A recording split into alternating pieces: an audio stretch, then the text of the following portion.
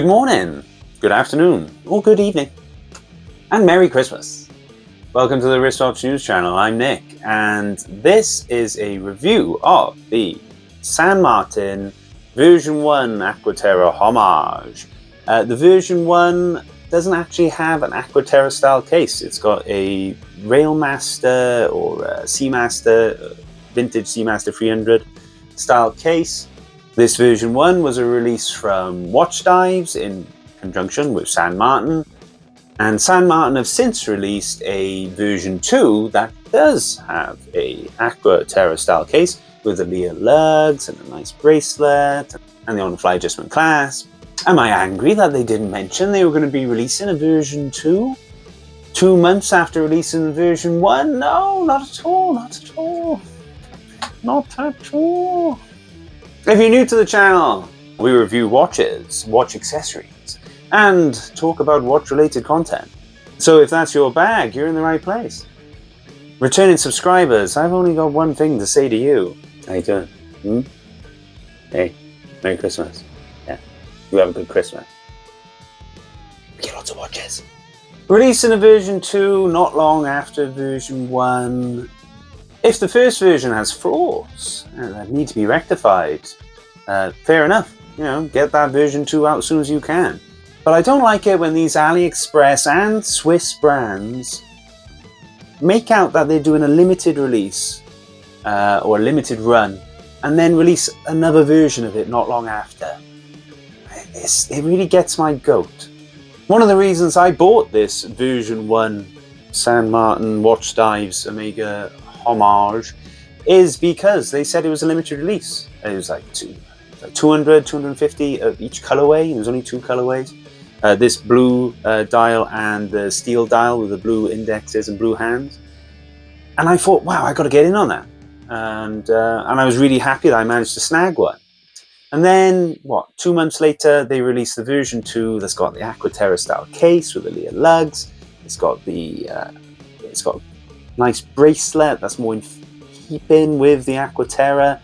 It's got the on-fly adjustment clasp, and all for about $50 extra than what I paid. So yeah, it gets to me a bit. Before we review company practices, we need to have a look at this watch. So let's have a look at it. Alright, so I bought this San Martin from WatchDives rather than from where I usually buy my San Martin watches, being AliExpress, as this version 1 was a limited edition only available on WatchDives, whereas the version 2 is on AliExpress. So what did I get when I bought this from WatchDives? Well, I got the good old plastic travel case, which I'm usually happy with as it does protect the watch, but I was a bit disappointed as I didn't get the newer leather travel case. But I think you only get that if you buy direct from San Martin, be that through AliExpress or their own website. Correct me if I'm wrong in the comments. Inside we have the watch, which was on this white bit of styrofoam to protect it from scratches. You've got the round San Martin warranty card that would go very well with a round leather case if we had it, and a signed date and stamped card as well, which is always good. San Martin, they'll always try to rectify issues if they can, and they're one of the better brands if you need to contact them. A round instruction manual and what looks to me like a luggage tag, but I think is supposed to be a keyring. 2 spare links. I have a 6.75 inch wrist, and being a butterfly clasp on the watch, you'll want to be careful if you have a big wrist. Should be able to get up to 7.5 comfortably, I would have thought. A spring bar removal tool and a screwdriver for the screwed links in the bracelet. Both are very good quality. And that's your lot. Let's have a run through the stats. So the model number on this one is SN0113W version 1. It's a 38mm 316L stainless steel case and bracelet, with the bracelet tapering from 20 to 18mm at the clasp. You got a case thickness of 12.8mm, that's including the crystal, 6.4mm crown, it's 47mm lug to lug with a lug width of 20mm. You've got a sapphire crystal, which is a convex bubble crystal with Swiss AR coating on the underside of the crystal. BGW9 on the hands and on the indexes, and then it's powered by the good old Seiko NH35. You've got 100 meters of water resistance, and the weight of the watch with all the links is around 138 grams. and you've got a screw down crown and screw down case back, which is plain, like Rolex like to do. You want an Omega Aqua Terra, but you haven't got Omega Aqua Terra money. Well, you're in luck if you have a small wrist or enjoy watches on the smaller side, as the dial on the San Martin SN0113W is spot on. From what I can tell, it's the exact same dial and handset on the version 2, only the case and bracelet have been changed. The dial is a stunner and basically a direct homage of the 220.10.41.21.03.002, which is a 41mm Aqua Terra from Omega. I've seen Baltany Design and a few other AliExpress brands do Aqua Terra homages, and their dials have looked okay, but this one is crisp and it's the closest to the real deal that I've seen. Disregarding the case and bracelet I have here for a minute, as the version 1 is utilizing a case and bracelet from San Martin's Railmaster Homage, the differences between an Omega dial and the San Martin are surprisingly minimal. The San Martin has a minute track which is separated from the main section of the dial and has a sunburst brush to it, with light blue numbers then at the 3, 6, 9 and 12, the rest then being in white, the same as the Omega. The center of the dial has a horizontal teak deck pattern with a framed date cutout at 6 and triangular indexes that are high polish on the sides, with a brush top and high polish on the tip to catch the light. Again, exactly the same as the Omega. There are differences between Omega's handset and San Martin's handset. The first one being that they're back to front. The hour hand has a broad arrow and the minute is a wide Dauphine hand, while on the Omega, the hour hand is a wide Dauphine hand and the minute hand has a smaller broad arrow at the tip. Both watches have the light blue coloured minute hand, and another difference is that the San Martin hands are completely high polish, whereas the Omega it's based on have a brush over the top the same as the indexes. There is an applied San Martin hexagonal logo on the dial, which is brushed, and then a high polish sheen on the lettering to help it stand out. I've noticed that some people don't like the hexagonal logo. I personally like it, and in this case I think it balances well on the dial. There's nothing to mention regarding the back of the watch, apart from that it's a screw down case, as they've gone for completely plain, just like Rolex do. This dial is a cracker, especially considering the watch only cost me $200. The version 2 is closer to $250, but then the version 2 does have the Lear lug case, a tapering bracelet, and the San Martin on-the-fly adjustment clasp. The case of the watch on the version 1 is from San Martin's Railmaster Homage, the SN0113 without a W on the end. And it is a very nice case. It's a high polish chamfer, runs from lug to lug, which widens, it reaches the end of the lug, which is then squared off with a high polish edge to match that chamfer. Fine brush on the top and the sides with a high polish fixed bezel. A well-machined crown with a deep laser-etched San Martin hexagonal logo, which of course also adorns the dial. The bracelet that we have here is brushed in the middle with high polished sides, and it tapers from 20mm at the watch down to 18mm at the clasp. Screw links and a butterfly clasp, which is well machined and closes with a satisfying click. Not much play in the clasp, and the end links fit perfectly into the case. I'm not fussed on the bracelet's high polished sides though, as I do feel it makes the bracelet look a bit cheaper than it is.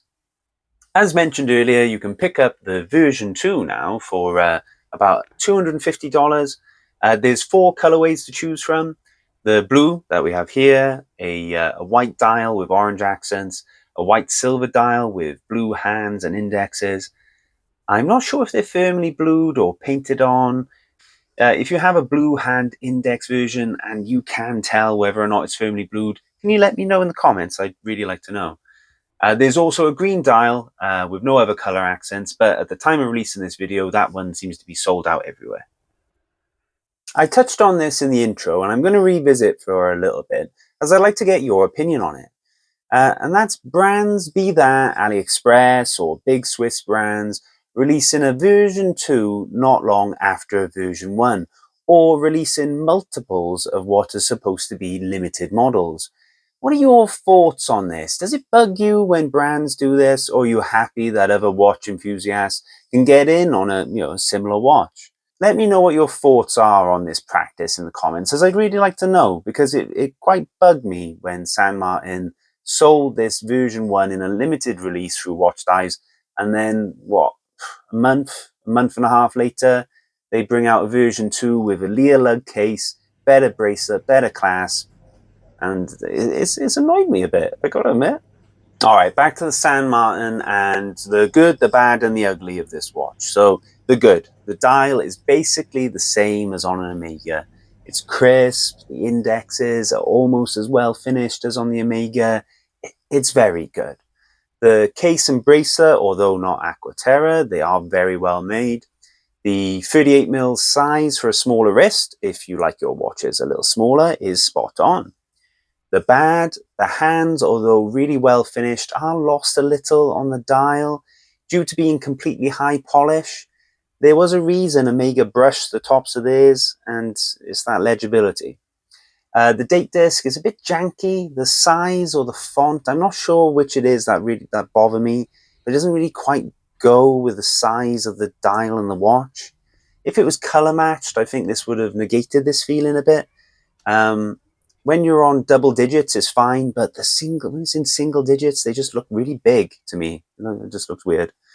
The high polish on the bracelet, on the sides, not a fan. I would have preferred if they just made it a fully brushed bracelet, which on the version 2, it is. The 38mm size then, with 2 links removed for my 6.75-inch wrist, would mean that if you've got a wrist over 7.5 inches, it might get a bit tight, especially as the butterfly clasp, of course, has no micro adjustment. The ugly, it's a personal issue, as many of you will know by now. It's blue AR. This watch has got blue AR, and I gotta admit, it's actually alright on this watch, as it's not that intrusive, and the dial is blue, but I still think, just use clear. Just use clear. Clear would be better. That's it today, guys. Thank you for joining me for another video. And also, thank you for putting up with my rants. I mean, this is the second video now on the trot where I've had a bit of a rant about something, so thanks for putting up with that. If you are in the market for an Omega Aqua Terra, but you don't have $7,000 this side of Christmas, this could be a good buy for you. You know, it's $250 compared to $7,000. It's a bit of a no-brainer, actually.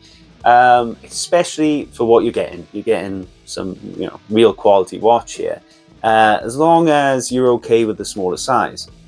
If you've enjoyed this video, please like and subscribe, please. I'll be reviewing another San Martin soon, the SN0122 GMT, which is a really nice watch. It's not quite my bag, but it is really nice.